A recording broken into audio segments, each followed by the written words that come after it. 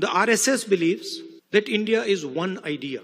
And we believe that India is a multiplicity of ideas. That the Prime Minister of India is attacking the Constitution of India. That the BJP is attacking our tradition, attacking our language, attacking our states, attacking our histories that are being fought in India. The RSS believes that India is one idea. And we believe that India is a multiplicity of ideas.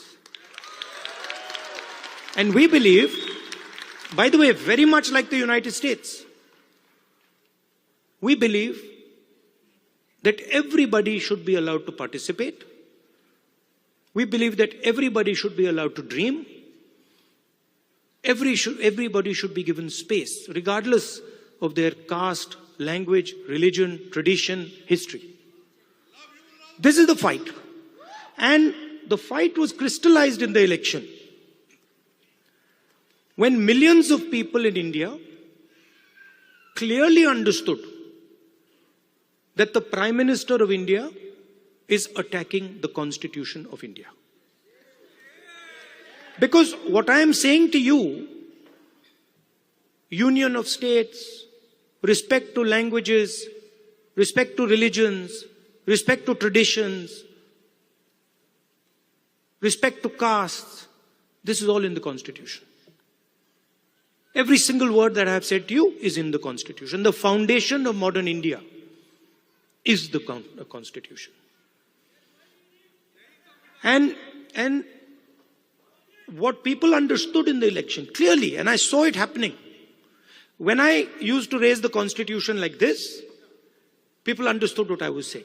They were saying that the BJP is attacking our tradition, attacking our language, attacking our states, attacking our histories.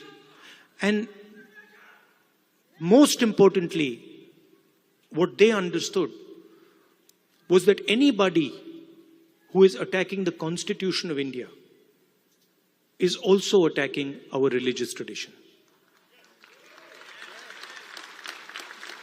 Right? And that is why in my first speech in Parliament, you must have noticed, when I described Abhay Mudra, the fact that this is a symbol of fearlessness and it is present in every single Indian religion.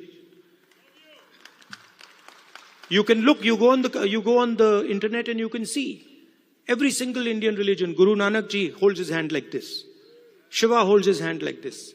Every single Indian religion, the hand is a symbol of fearlessness. And when I was saying this, the BJP could not stand it.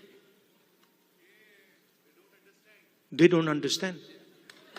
And we are going to make them understand. You see, and the other thing that happened that was very beautiful, that in fact I was amazed that it happened so quickly, was that fear of the BJP vanished, disappeared, gone. And we saw that immediately, within minutes of the election result, nobody in India was scared of the BJP or the Prime Minister of India.